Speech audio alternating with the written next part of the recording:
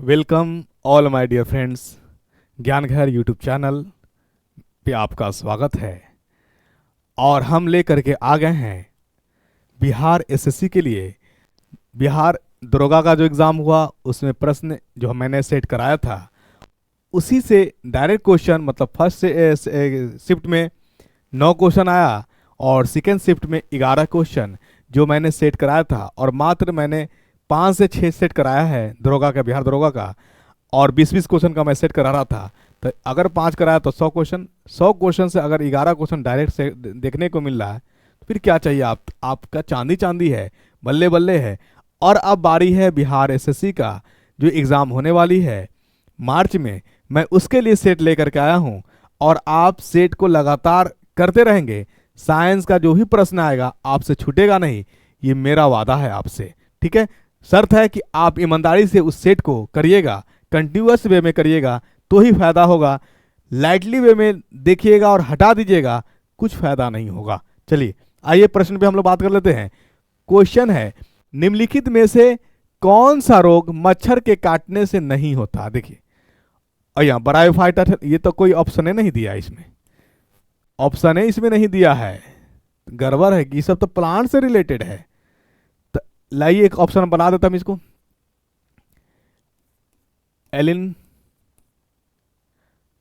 एलिनफेटिस।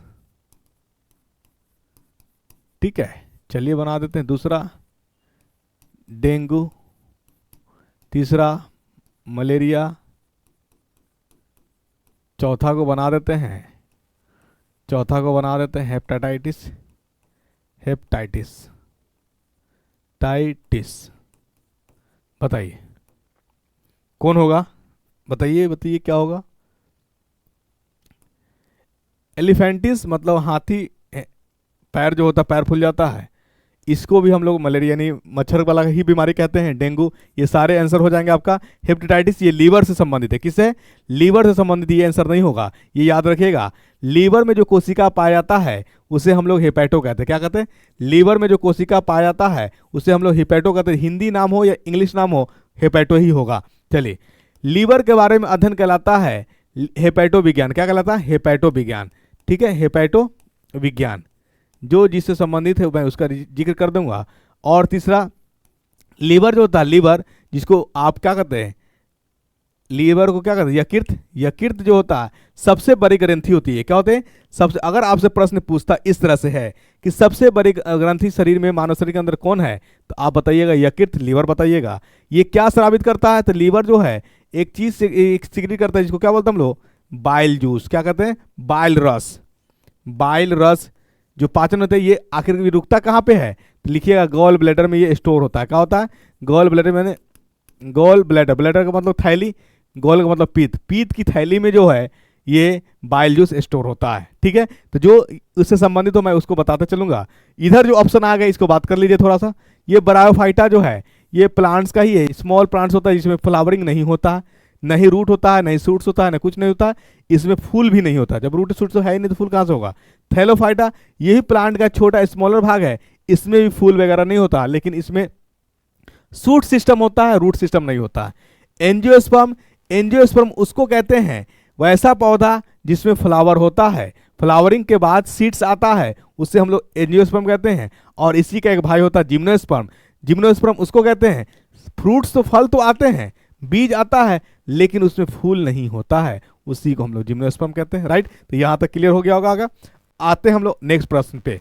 ज्ञान घर से बने रहिए, जो जो संभावनाएं हैं प्रश्न पूछने की मैं उन सारी चीजों को मैं बताने का प्रयास करूंगा। देखिए प्रश्न क्या है, कलर थोड़ा, पेन का कलर मैं चेंज कर लूं अगर सही रहेगा, येलो कर देता हूं, येलो कर लेता हूं। चलिए ठीक है, चलिए कह रहा है कि इन ह्यूमन, मानव में neck is joined by the head by of which of, यानी हेड जो है, हेड गला जो है, इस ये जो ज्वाइंट होता है इस ज्वाइंट को हम लोग क्या बोलते हैं। अब यह देखिए आपके पास, यानी हेड देखिए ऊपर नीचे हो रहा है, मतलब अप डाउन हुआ, लेफ्ट और राइट हुआ। ठीक है, left right, up down left और राइट होगा। तो इस यानी आपका, लेकिन ओवरऑल मूव 360 मूव नहीं कर रहा, सिर्फ इधर और इधर हाफ यानी क्या, हाफ मूव कर रहा है, 360 मूव नहीं हो रहा है, और अप और डाउन हो रहा है, लेफ्ट और राइट होगा, तो इस तरह के ज्वाइंट को हम लोग कहते हैं पाइवोट ज्वाइंट। क्या कहते हैं? Pivot joint. याद रहेगा, पाइवोट ज्वाइंट किसको कहेंगे? जो ऊपर और नीचे हो, दाएं और बाएं हो, इस तरह की जो ज्वाइंट होता है, इस तरह के जो जुड़ाव होता है, इसे हम लोग पाइवोट ज्वाइंट कहते हैं। अब दूसरी बात याद रखिएगा कि जो 360 मूव कर जाए, क्या कर जाए? 360 मूव कर जाए, तो उसी को हम लोग कहते हैं, उसको हम लोग कहते हैं बॉल एंड सॉकेट ज्वाइंट। ये याद रखिए कि जहां 360 मूवमेंट होगा उसे क्या कहेंगे? Ball and socket joint. कहां कहां है? तो एक तो ये आपका शोल्डर हो गया, ठीक है, दूसरा आपका हिप्स हो गया। क्या हो गया? हिप्स हो गया, वहां बॉल एंड सॉकेट ज्वाइंट है। ये याद रखिएगा, बॉल एंड सॉकेट ज्वाइंट कहां कहां है? आपसे प्रश्न पूछेगा, क्या पूछेगा? कि बॉल एंड सॉकेट ज्वाइंट, तो बॉल एंड सॉकेट ज्वाइंट कहां होगा? तो बॉल एंड सॉकेट जो 360 मूव करेगा, 360 मूव करेगा, ये पाया जाता है कहां पे? हिप्स, ठीक है, हिप्स यानी जिसको हम लोग उसको क्या बोलेंगे? बैकबोन, जिसके सहारे आप बैठते हो, सिटिंग करते हो, उसी को हम लोग हिप्स कहते हैं। और दूसरा होगा शोल्डर। क्या होगा? शोल्डर, कंधा। ये जो है आपका बॉल एंड सॉकेट ज्वाइंट है। अब प्रश्न अगर आपसे पूछ दिया जाए कि वह ज्वाइंट जो है फिक्स्ड ज्वाइंट किसको कहते हैं? तो फिक्स्ड ज्वाइंट उसको कहते हैं, फिक्स्ड जुड़ाव उसको कहते हैं जो मूव नहीं करता हो, फिक्स्ड होता हो। अब ये आपके पास ये स्कल है, क्या ये मूव करती है? अब देखिए आपके पास जा दो है, एक लोअर जा एक अपर जा है। तो लोअर जा तो मूव करता है इधर इधर, बट अपर जा फिक्स होता है। तो आप बताइएगा कि अपर जॉ और स्कल जो होता है ये फिक्स्ड ज्वाइंट होता है। तो इसका एग्जांपल लिख लीजिए, कौन कौन? कंकाल, स्कल, कंकाल हो गया, और क्या हो गया दूसरा? अपर जॉ, अपर चहुआ जिसको कहते हैं, ऊपरी चहुआ, अपर जॉ। नहीं कहते तो लग रहा है क्या है लड़ाई झगड़ा में कि चहुआ खसका देंगे, मतलब जबड़ा बिगाड़ देंगे, जबड़ा बिगाड़ देंगे, इस तरह से। चलिए ठीक, आई बात समझ में? अब देखिए अगर आपसे पूछ दिया जाए कि हिंग ज्वाइंट क्या होता है, तो हिंग ज्वाइंट याद रखिएगा, हिंग ज्वाइंट उसको कहते हैं, हिंग ज्वाइंट जो है उसको कहेंगे जो इसमें एंगल 180 डिग्री बने। कितना बने? 180 डिग्री बने। जैसे आप हाथ देखिए, ऐसे किए और सीधा किए, तो सीधा होता है तो उसको क्या बोलते हैं? स्ट्रेट। जैसे ऐसे घुमा और ये हो गया स्ट्रेट, ये स्ट्रेट हुआ था, कितना एंगल? इसको मान ले ओरिजिन, और मान लेते तो इधर और इधर के बीच में कितना? 180 डिग्री, ठीक है। तो जिसमें अब नीचे नहीं जाएगा, ये नीचे, यहां से नीचे नहीं जाएगा, ठीक है, बस यहीं तक स्ट्रेट हो गया। डेट इज कॉल्ड हिंग ज्वाइंट। जिसमें 180 डिग्री बने हिंग ज्वाइंट, जिसमें 360 बने बॉल एंड सॉकेट ज्वाइंट। बस जो अप और डाउन हो उसी को हम लोग कहते हैं पाइवोट ज्वाइंट। समझ में आई बात? अब कोई प्रश्न पूछे क्या गलती करेंगे? नहीं करेंगे। अगर आपसे पूछे कि मानव में कितने हड्डी हैं, तो आप बताइएगा 206। कितना? 206। बच्चा में कितना होता है? 350। शिशु में कितना? 350, ठीक है। ये एडल्ट में है 206। आई बात समझ में? जो भी प्रश्न पूछने की संभावनाएं हैं, मैं क्वेश्चन के माध्यम से ही आपको बताने का प्रयास करूंगा। डायरेक्ट दरोगा में क्वेश्चन आया है, और डायरेक्ट बीपीएससी टीचर का जो एग्जाम हुआ, जो मैंने सेट कराया, वही लैंग्वेज भी वही, क्वेश्चन भी वही, ऑप्शन भी वही, पूरा वीडियो यूट्यूब पे पड़ा हुआ, आप देख सकते हैं वहां से।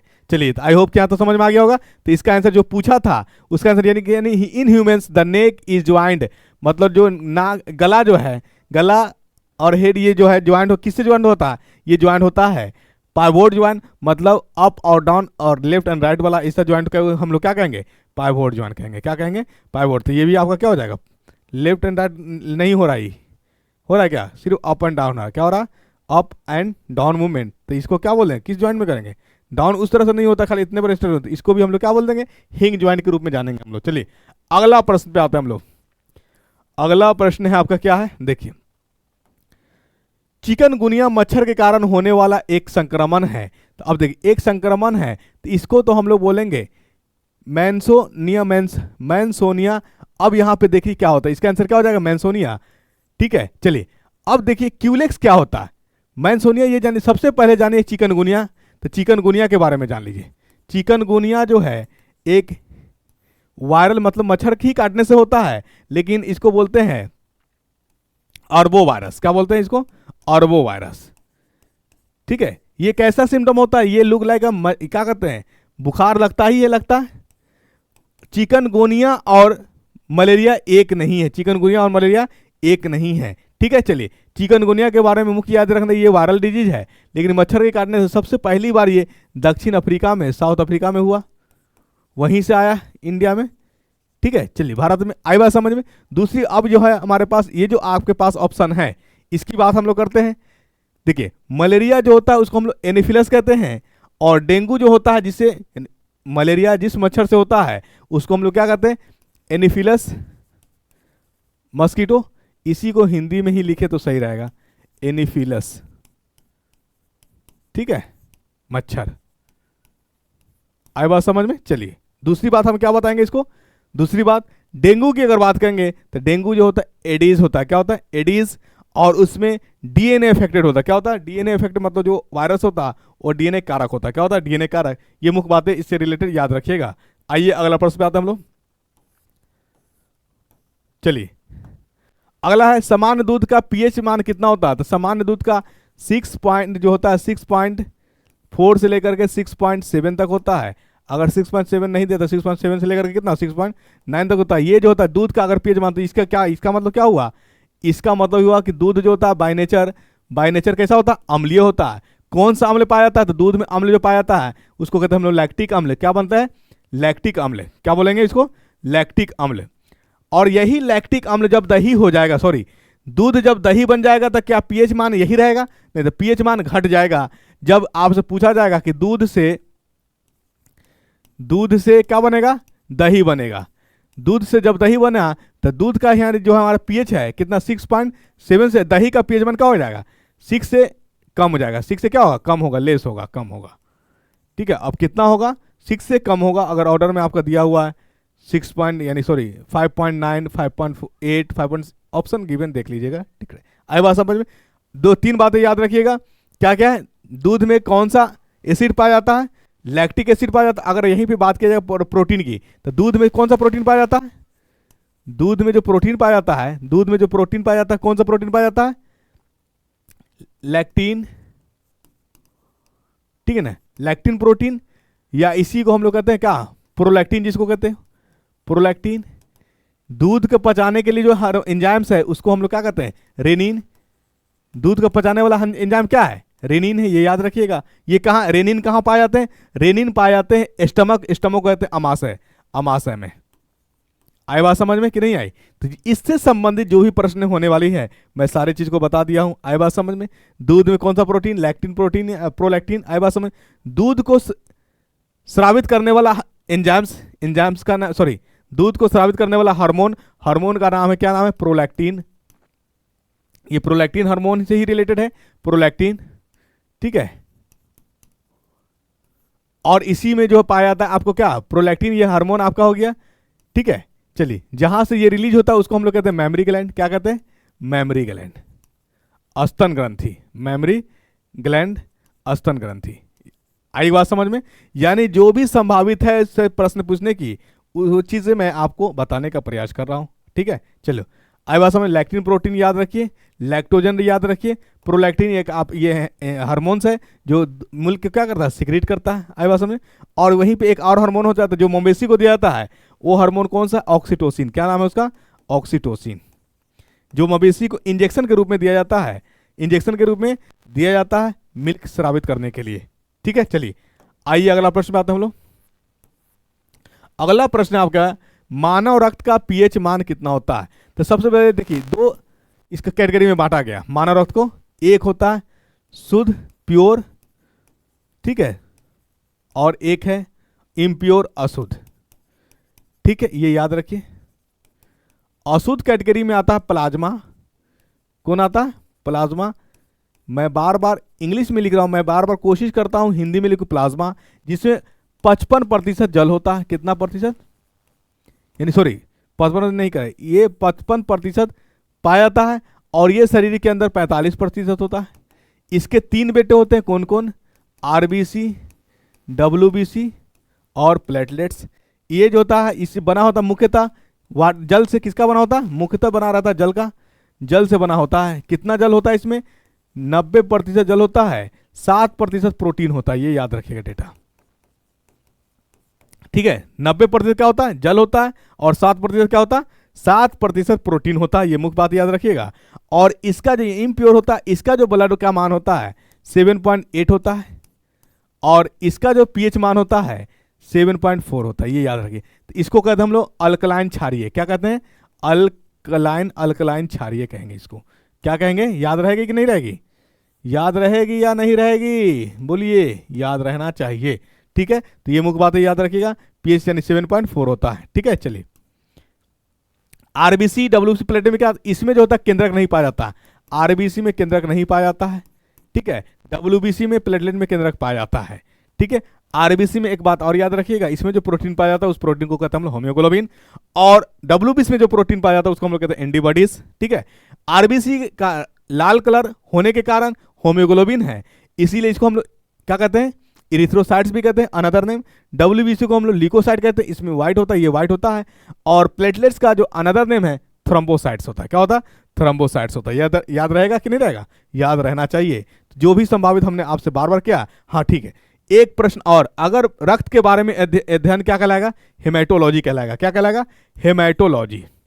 क्योंकि रक्त को जनरली हम लोग हेमोग्लोबिन से रिप्रेजेंट करते हैं। हेमेटोलॉजी, रक्त के बारे में अध्ययन क्या कहलाता है? हेमेटोलॉजी कहलाता है। हेमेटोलॉजी, हेमेटो विज्ञान कह लीजिए, हेमेटो विज्ञान। ठीक है, चलिए ये याद रखिएगा। आइए अगला प्रश्न में हम लोग आते हैं। प्रश्न के माध्यम से मैं पूरे चैप्टर को समझाने का प्रयास करूंगा, और जो भी चीजें हैं उसको एकदम आप बारीकी से देखते जाइए। चलिए अब यहां पे आ जाइए। क्वेश्चन 6 नंबर क्वेश्चन कह रहा, रोग केवल कम अवधि तक रहते हैं। देखिए, अब रोग हमारे पास 4 तरह के होते हैं। कौन कौन? एक तो होता है कि जैसे दिनचर्या हम है कहीं जा रहे हैं, सर्दी जुकाम हो गया, तो इसको कहते हैं ग्रहण करना, कहीं सफर किए, ट्रेवलिंग किए, तो ये हो गया। इस तरह की बीमारी को हम लोग कहते हैं तीव्र बीमारी, एक्यूट बीमारी। क्या कहते हैं? एक्यूट बीमारी। सबसे पहले बीमारी जो होता है, बीमारी के बारे में जानिए। बीमारी 2 तरह के होता है। ठीक है, कौन कौन होता है? अगर आपसे पूछते कम्युनिकेबल, कम्युनिकेबल, और एक होता है नॉन कम्युनिकेबल।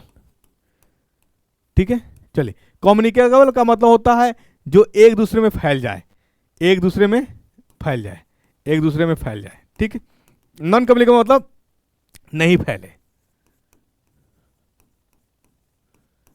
ठीक है, आई बात समझ में? चलिए, जिसको ट्रांसमिटेड और नॉन ट्रांसमिटेड कहेंगे, मतलब नहीं फैलने वालों को नॉन ट्रांसमिटेड, फैलने वालों को ट्रांसमिटेड कहेंगे। ठीक है, आई बात समझ में? ये बीमारी धीरे धीरे हम समझ गए। इसी में जो तो कम्युनिकेबल जो होता है, जो फैलता नहीं, जैसे बुखार वगैरह हो गया। ठीक है, सर्दी जुकाम ये फैल जाता है, तो उसको हम कहाँ डालेंगे? जान ही रहे, जो फैलता है उसको हम लोग डालेंगे। ठीक, और इसमें जो होता है कुछ बीमारी ऐसे होता है जो मदर के यानी जब पैदा ही लिया, जन्मजात बीमारी, उसको हम लोग कहते हैं कॉन्जेनाइटल। क्या कहते हैं? कॉन्जेनाइटल कहते हैं। क्या कहते हैं? कॉन्जेनाइटल। जो जन्म से बीमारी आया हो उसे हम लोग कॉन्जेनाइटल कहते हैं। ठीक है, चलिए। जन्म से जो आता है उसका लॉन्ग लास्टिंग, उसका हो सकता है ट्रीटमेंट ना हो, इलाज ना हो। ठीक है, चलिए। तो हमारा जो प्रश्न है, रोग केवल कम अवधि के तक होता है, तो एक्यूट डिजीज। ये क्या होता है? ये कम समय के लिए होता है, कम समय के लिए। ये जो आपका लाइफ स्पेन है, कभी भी हो सकता है, कभी भी हो सकता है, कभी भी हो सकता है। आई बात समझ में? कभी भी हो सकता है, होगा, और यानी शीघ्र ही क्या होगा? चला जाएगा। एक होता है क्रोनिक। क्रोनिक डिजीज किसे कहेंगे? ये जब कोई बीमारी चले, वो घातक हो या ना हो, कोई बीमारी 3 महीना से ज्यादा हो जाए, उसे हम लोग क्रोनिक डिजीज कहते हैं। जो डिजीज 3 महीना से कम तक में सही हो जाए, या जिसकी अवधि 3 महीना से अंदर ही है, वो हमारा एक्यूट डिजीज कहलाएगा। चलिए, हेरिडिटी मतलब वैसी बीमारी जो पीढ़ी दर पीढ़ी रिपीट करता जाएगा, दैट इज कॉल्ड हेरिडिटी, वंशानुगत। और जेनेटिक बीमारी क्या होगा? दोनों में क्या अंतर है? ये क्या हो? हेरिडिटी मतलब पेरेंट्स से आया, और ये बीमारी किसी ने कुछ कभी ना कभी हुआ होगा, तभी हमारी ये रिपीट किया जा रहा है। और जेनेटिक्स क्या हो गया? जब मान लीजिए कोई जो है मदर या फादर में कोई डिजीज रहा होगा, मदर या फादर में डिजीज रहा होगा, वो डिजीज क्या होगा? किसी ऑफस्प्रिंग में आ गया, तो उस तरह का हमारा डिजीज कहलाएगा जेनेटिक डिजीज कहलाएगा। क्या कहलाएगा? आनुवंशिक डिजीज कहलाएगा। ठीक है, चलिए, समझ में आ गया होगा। तो आंसर, इसका जो आंसर हो जाएगा, क्या हो जाएगा? रोग केवल कम अवधि तक रहते हैं, उसे हम लोग एक्यूट डिजीज कहते हैं। सॉरी, ये आंसर तो नहीं होगा आपका। आंसर क्या हो जाएगा? तीव्र गति एक्यूट डिजीज कहते हैं। चलिए अगला प्रश्न आइए। अगला प्रश्न है आपका, क्या है प्रश्न? निम्नलिखित में से कौन सा एक विषाणु जनित वायरस रोग है? तो विषाणु जनित वायरस रोग कौन कौन है? तो देखिए विषाणु से होने वाला पहले समझ लीजिए, इसका आंसर है चिकन पॉक्स। क्या है? Chicken pox. ठीक है, चिकन पॉक्स ये वायरस से होने वाला है। ठीक है, वायरस से किससे होने वाला है? चिकन पॉक्स वायरस से होने वाला है। बताइए, अगर आपसे पूछा जाए इसका जो वायरस का क्या नाम है, वायरस का क्या नाम है, तो याद रखिए वायरस का नाम है वायरोसेला। वायरोसेला वायरस करते हैं। ठीक है, विषाणु, वायरोसेला विषाणु ये नाम है। अगर आपसे पूछा जाए कि जो चिकन पॉक्स होता है वो कौन सा वायरस से होता है, तो वायरस का नाम है वायरोसेला विषाणु नाम है। वायरोसेला क्या है? विषाणु नाम है। आई बात समझ में? कोई दिक्कत? चलिए एक मिनट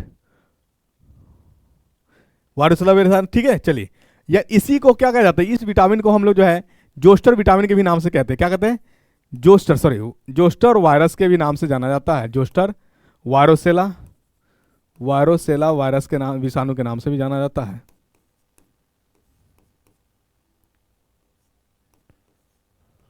ठीक है, चलिए ये याद रखिएगा, ये वायरस का नाम है। ये काली खांसी, मलेरिया तो मॉस्किटो से जाना है, ट्यूबरकुलोसिस ये सब जीवाणु से, दोनों ये आपका मॉस्किटो से होने वाला है। तो इसका आंसर, करेक्ट आंसर क्या हो जाएगा? 7 का A number is the correct answer. अगर आपसे पूछा जाए कि वायरस का खोज किसने किया, वायरस का खोज किसने किया, वायरस का खोज किसने किया? वायरस जो होता है इसमें डीएनए और आरएनए का दोनों पाया जाता है, या तो डीएनए या आरएनए। ठीक है, चलिए वायरस का खोज किसने किया? तो ये आप कमेंट करके हमको बताइए, वायरस का खोज किसने किया? खोज किसने किया? खोज किसने किया?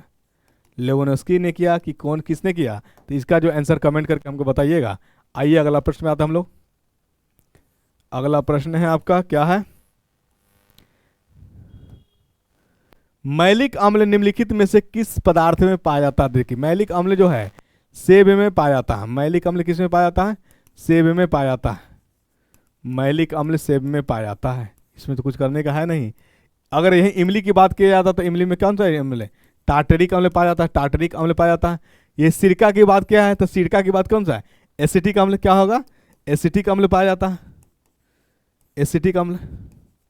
ठीक है, अगर यही चींटी डंग की बात किया तो इसको कहते हैं हम लोग फॉर्मिक अम्ल। क्या कहते हैं? फॉर्मिक अम्ल कहते हैं। चींटी के डंग में फॉर्मिक अम्ल पाया जाता है, फॉर्मिक अम्ल पाया जाता है, फॉर्मिक अम्ल पाया जाता है। क्या पाया जाता है? फॉर्मिक अम्ल पाया जाता है। चलिए ठीक है, चलिए ये आंसर हो जाएगा।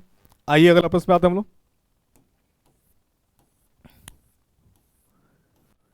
अगला प्रश्न है, निम्नलिखित में से पशु जगत का संघ, संघ बोलते हैं हम लोग फाइलम यानी किंगडम जिसको कहते हैं आप, किंगडम। कौन सा किंगडम?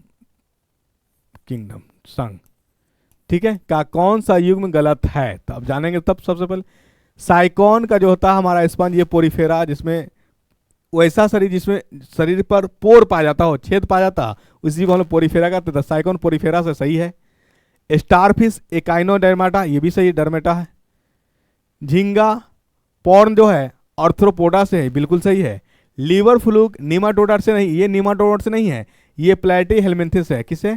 प्लेटी हेलमिंथिस से, हेलमिंथिस, प्लेटी हेलमिंथिस से है, लिख लीजिएगा। ठीक है, प्लेटी हेलमिंथिस है। तो आंसर इसका क्या हो जाएगा? आंसर हो जाएगा D number is the correct answer. 9 का D number is the correct answer.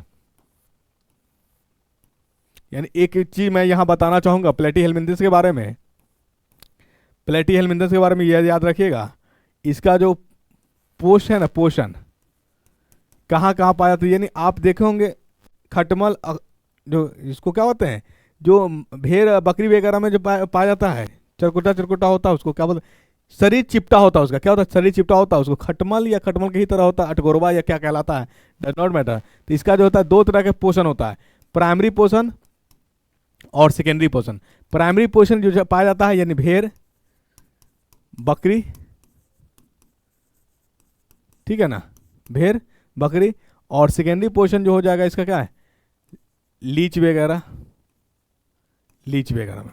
ठीक है, चलिए अगला प्रश्न इसका, यानी लीवर फ्लूक जो चिपटा बदी होता है, यानी खटमल अटगोरवा कह लीजिए, आप जो कहना कह लीजिए। आई बात समझ? चलिए अगला प्रश्न है, राहुल बेरी बेरी से पीड़ित है, उसे विकसित किसकी कमी है? तो उसे बेरी बेरी विटामिन B1 की कमी से होती है, विटामिन B1 की कमी से होती है, विटामिन B1 की कमी से होती है। ठीक है, विटामिन B1 की कमी से क्या होता है, बेरी बेरी होता है। चलिए अगला प्रश्न आइए। किसी किसी प्रश्न में अगर हम डेप्थ में जाएंगे तो ये चूंकि उतना क्वेश्चन उससे पूछेगा नहीं कि सिम्टम क्या होता है, लक्षण क्या होता है, तो इसलिए हम उसमें उसको क्या किए, सिर्फ बता करके हम छोड़ दिए। चलिए, निम्नलिखित में से कौन सा पदार्थ विद्युत का सुचालक, सबसे अच्छा चालक कौन है, सबसे अच्छा चालक है चांदी। चांदी, D number the correct answer. क्या चांदी का प्रतीक याद रखिए एजी होता है। क्या होता है, एजी होता है। जब ये प्रकाश की उपस्थिति में आता है AgCl तो ये टूट जाता है, क्या होता है, Ag और Cl में बन जाता है, ठीक है ना, जिसके कारण जो हमारा ये इसको यानी क्या कहते हैं उसको, ग्रेस कलर होता है, ग्रेस कलर होता है, ठीक है, रंग।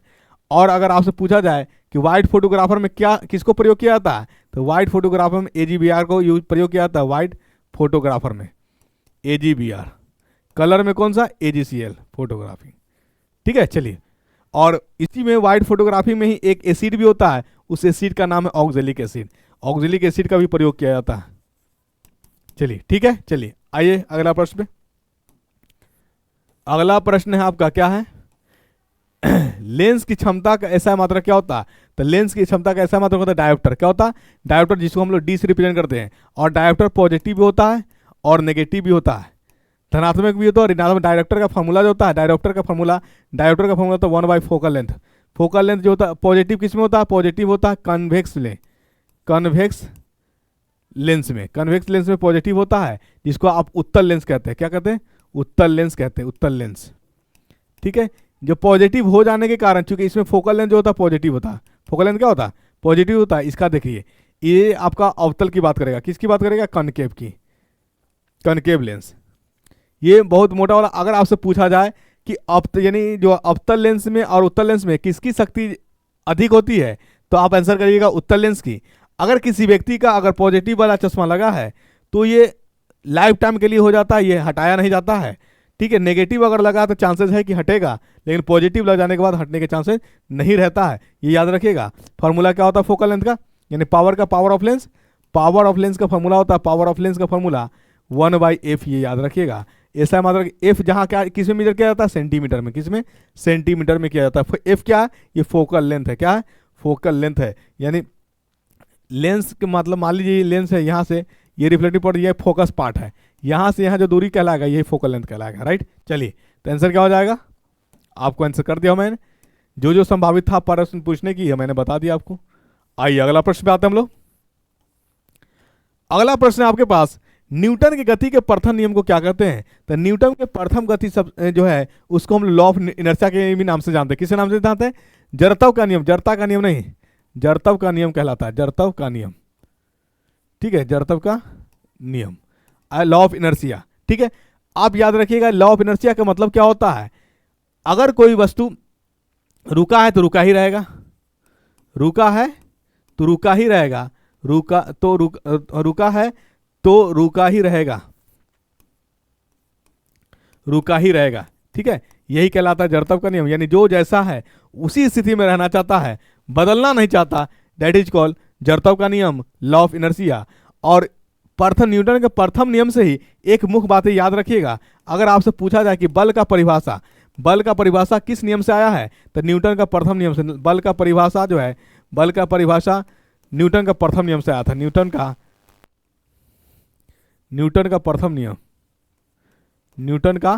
प्रथम नियम से आया था बल का परिभाषा, याद रहेगा। चलिए अगला प्रश्न पे आते हैं हम लोग। जो मुख्य बातें हैं प्रश्न बन सकती है, मैं उस सारी चीजों को बताने के चलते प्रयास करता हूं। देखिए, किस मोमबत्ती की ज्वाला के पूर्ण दहन के बरह क्षेत्र का रंग कैसा होता है, बरह क्षेत्र का रंग जो होता है येलो कलर का होता है, सॉरी येलो नहीं की ब्लू होता है, कैसा होता है, ब्लू, नीला होता है। नीला होने के कारण क्या है, देखिए यहां पे जो है वायु अधिक गर्म है, वायु क्या है, अधिक गर्म है, ये जो हो रहा है अधिक गर्म है, ठीक है। ये कंप्लीट क्या हो रहा है, जल रहा है, पूर्ण रूप से जल रहा है, रूप से क्या हो रहा है, जल रहा है, ठीक है। पूर्ण रूप से क्या हो रहा है, पूर्ण रूप से जल रहा है, इसी को हम लोग कहते हैं। यानी ब्लू दिखने की वजह क्या है, अगर आपसे एक प्रश्न ये भी पूछा जा सकता है कि नीला में और पीला में सबसे ज्यादा गर्म कौन है, तो नीला, क्योंकि कंप्लीट जल रहा है। यहां पे राख नहीं मिलने की संकेत है, यानी जहां राख कम मिलेगा उसका कलर जो होगा नीला होगा, जहां राख मिलने की संभावनाएं हैं उसका कलर पीला होगा, ये याद रखिएगा। यानी पीला है इसका मतलब राख मिलेगा, और राख मिलेगा मतलब वहां पे जितना ऑक्सीजन मिलना चाहिए उतना नहीं मिल रहा, इसका मतलब वहां वायु गर्म नहीं है, ठंडी है। तो इसका मतलब नीला के रिस्पेक्ट में, नीला के तुलना में पीला क्या है, ठंडा है, और नीला गर्म है। ठीक है, चलिए आए बात समझ में। तो ये आंसर, जो भी प्रश्न पूछने की संभावनाएं, मैं सारी चीजें मैं तो कहता रहा हूँ, बताते चल रहा हूँ। अब आपको कितना समझ में आ रहा है और कैसा लग रहा है ये तो आप बताइएगा। ठीक है, चलिए, यदि किसी वस्तु का वेग दोगुना कर दिया जाए तो उसका संवेग होगा। संवेग को कहते हैं हम लोग मोमेंटम। मोमेंटम का फॉर्मूला लीनियर संवेग, इसको हम लोग पी से रिप्रेजेंट करते हैं, और इसका फॉर्मूला होता है mass into velocity product, mass into velocity, इसी को हम लोग कहते हैं मोमेंटम। पी बराबर है एम वी। पी बराबर क्या है, एम वी। अब क्या कर, देखिए यहां से क्या हमको शिक्षा देखने को मिल रही है, पी जो होता है समानुपाती किसके हो गए, मास के, और पी जो हो गया, यानी पी को हम लोग कहते हैं लीनियर मोमेंटम, लीनियर रेखीय संवेग। क्या ये संवेग का सूचित है, संवेग का क्या है, सूचक है, संवेग का सूचक है पी। ये प्रोपोर्शनल समानुपाती हो गया किसका, मास का, द्रव्यमान का, और समानुपाती हो गया वॉल्यूम का। अगर कह दिया है कि पहले वॉल्यूम था भी, यानी सॉरी वॉल्यूम बोल दिए, सॉरी एक्सट्रीमली सॉरी, ये है वेग, वेलोसिटी। क्या है, वेलोसिटी। वेलोसिटी जो है कह दिया है कि डबल हो जा रहा है, इसका मतलब मास जैसे है वैसे ही है, किसी बॉडी का मास चेंज नहीं होता है, वेग में परिवर्तन आ रहा है। तो इसका मतलब क्या हो गया, हमारा मास क्या डबल हो गया, मास सॉरी मास बार बार कह रहे हैं, मास डबल हो गया, वेलोसिटी डबल हो गया। तो वेलोसिटी डबल हो गया तो हमारा मोमेंटम भी क्या हो जाएगा, वेलोसिटी के हम दो डबल कर देंगे तो क्या हो जाएगा बताइए, एम तो रहेगा, मास वही है, वेलोसिटी के क्या रख देंगे, टू भी रखेंगे, तो ये हमारा हो गया 2 इंटू एम भी, और एम भी को ही हम लोग क्या करते हैं मोमेंटम, यानी कितना टाइम हो गया, 2 टाइम्स बढ़ गया, दोगुना हो गया। अगर वेलोसिटी को दोगुना करेंगे तो हमारा संवेग भी दोगुना हो जाएगा, संवेग भी क्या हो जाएगा, दोगुना हो जाएगा। लेकिन यही प्रश्न अगर पूछ दिया जाता, वेलोसिटी को दोगुना करते हैं तो काइनेटिक एनर्जी जो है, काइनेटिक ऊर्जा जो होता है वो या कितना हो जाएगा, काइनेटिक ऊर्जा एनर्जी जो है कितना हो जाएगा, यांत्रिक ऊर्जा कितना हो जाएगा। तो ये याद रखिएगा, मोमेंटम और काइनेटिक एनर्जी के बीच जो रिलेशन है वो इस प्रकार है, 2m इंटू काइनेटिक एनर्जी, यांत्रिक ऊर्जा रूट के अंदर है, ये VBI है, ये याद रखिएगा। पूछा आपसे क्या है, वेलोसिटी अगर डबल हो जाए तो ये कितना हो जाएगा, तो वेलोसिटी मोमेंटम कितना हो जाएगा, तो वेलोसिटी अगर डबल करिएगा तो काइनेटिक एनर्जी डबल हो जाएगा, कितना हो जाएगा, डबल हो जाएगा। आई बात समझ चुके, आप जानते हैं कितना जानते हैं, काइनेटिक एनर्जी का फॉर्मूला जानते हैं क्या होता है, हाफ mv²। भी डबल हो जाएगा तो क्या हो जाएगा, ये 4 हो जाएगा, 2 से 2 कर जाएगा, 2 दूना 4, 2 टाइम्स इंक्रीज करेगा, आप देख लीजिएगा। चलिए अगला प्रश्न पे आइए। अगला प्रश्न क्या है, इसको माइंड में रखना क्या है, देखिए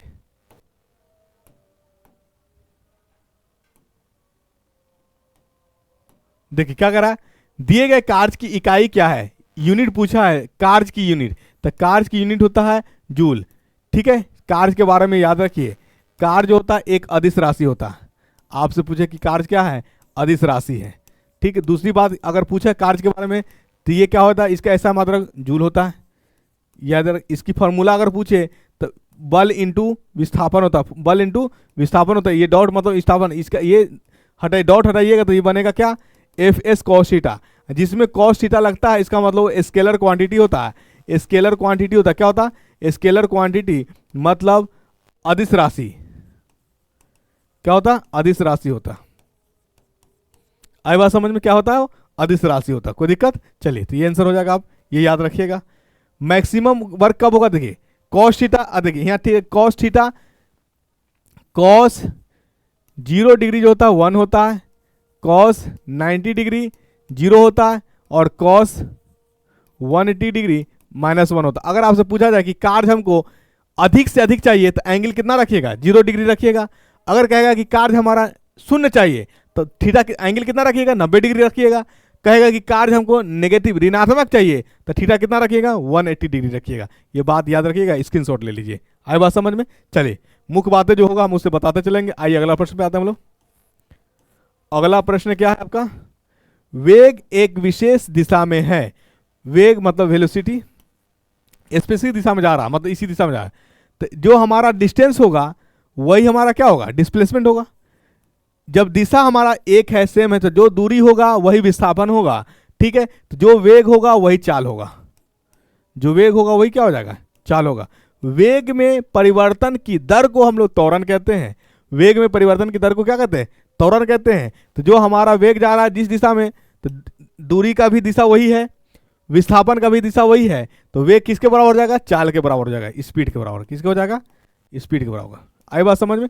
दोनों की अगर हम लोग बात करेंगे तो वेग का जो होता है, वेग को हम लोग वेलोसिटी कहते हैं, भी इसका ऐसा मात्रा जो होता है मीटर पर सेकेंड। चाल को, स्पीड को इसका भी, यानी स्पीड को हम लोग यू से रिप्रेजेंट करते हैं।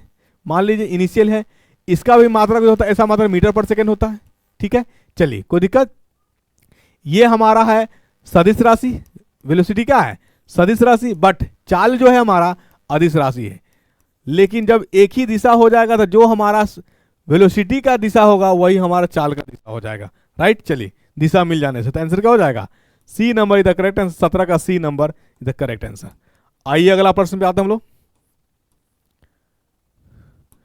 किसी भौतिक, यहां भौतिक, किसी भौतिक राशि के अंकीय मान को क्या कहते हैं, अंकीय मान को हम लोग कहते हैं परिमाण, मैग्नीट्यूड कहते हैं। क्या कहते हैं, किसी फिजिकल क्वांटिटी के जो वैल्यू निकल के आता है उसी को हम लोग कहते हैं परिमाण कहते हैं। क्या कहते हैं, परिमाण। 18 का B number is the correct answer. आइए अगला प्रश्न पे।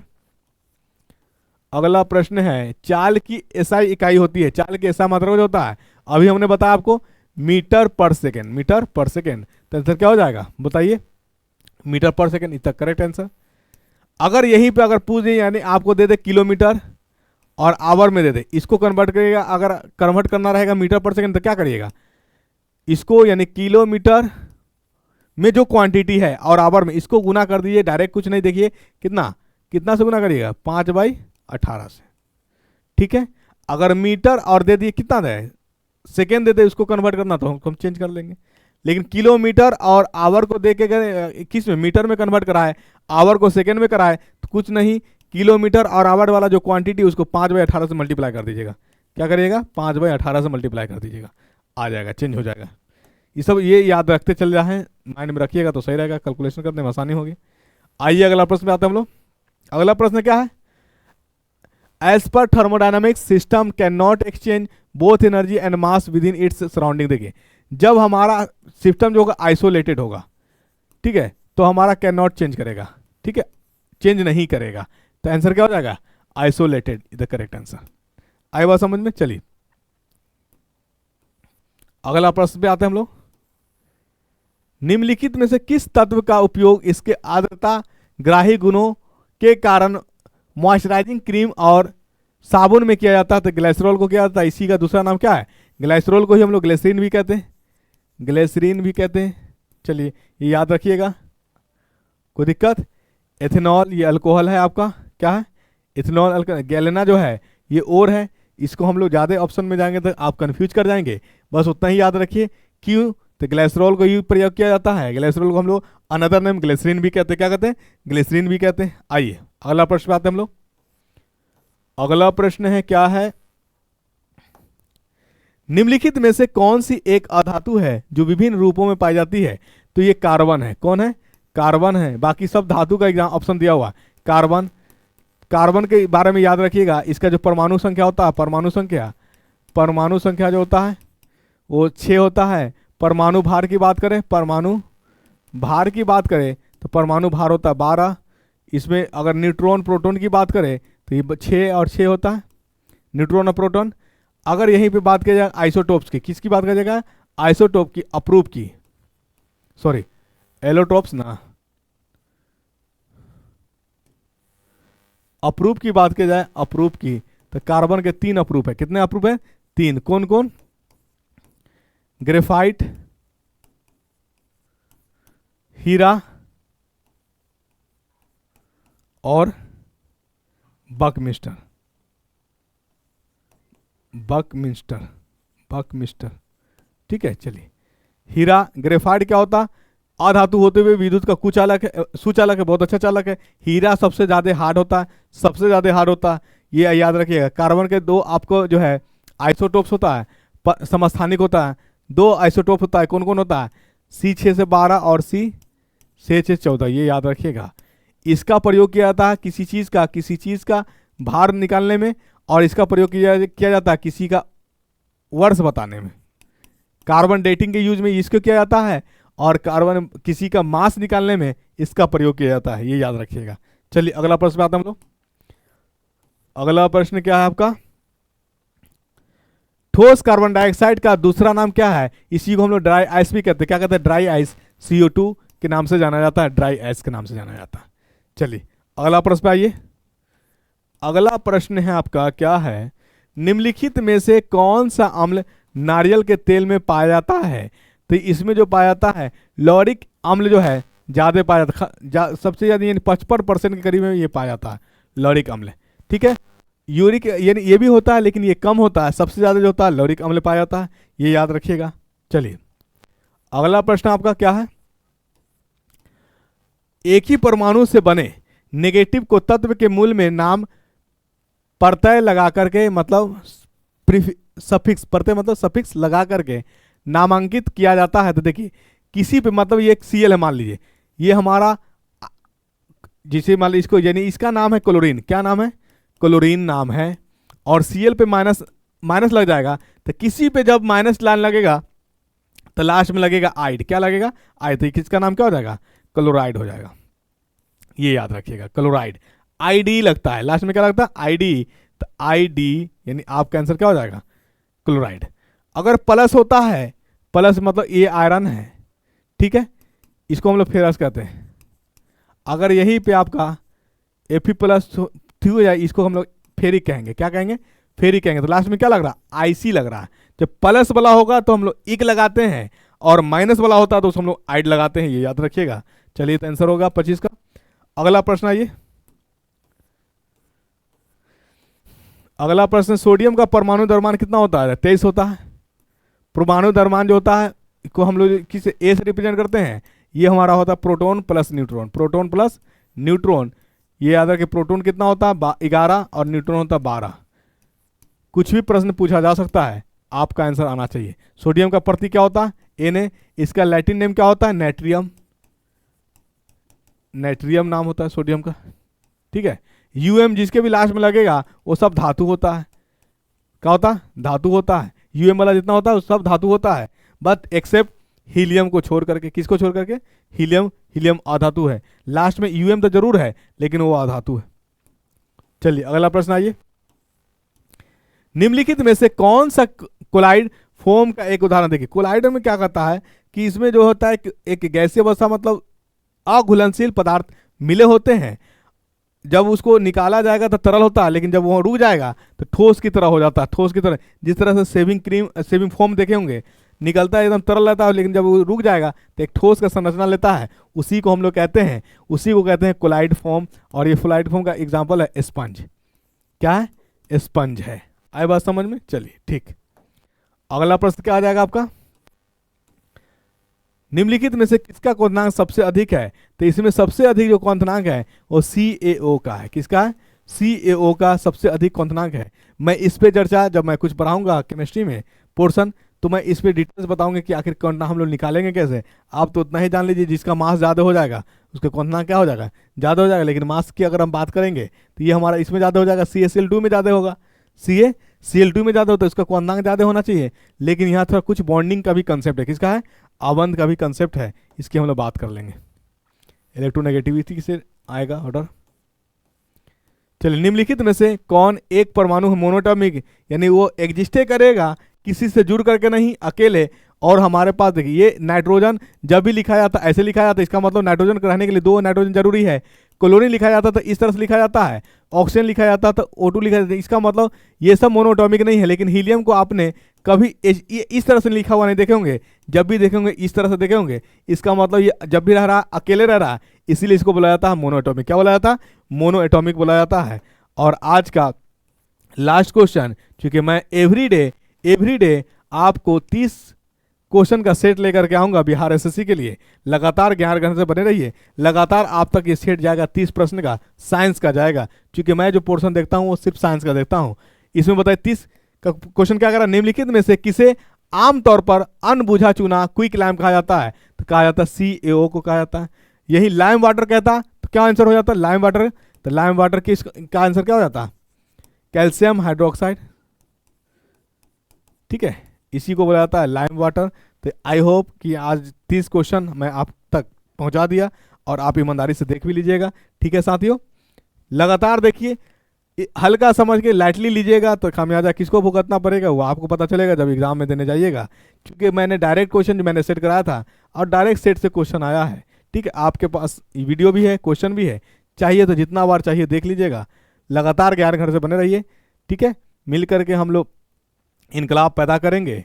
आपका एग्ज़ाम में जो क्वेश्चन आए वो क्वेश्चन बनेगा, ये हमारी गारंटी रहेगी। आपको समझाने का हम पूर्ण यानी कंप्लीट प्रयास करेंगे ताकि आपसे आसानी से क्वेश्चन बन जाए जो एग्ज़ाम में पूछी जाती है। ठीक है, ज्ञानगर से बने रहे। Thank you so much.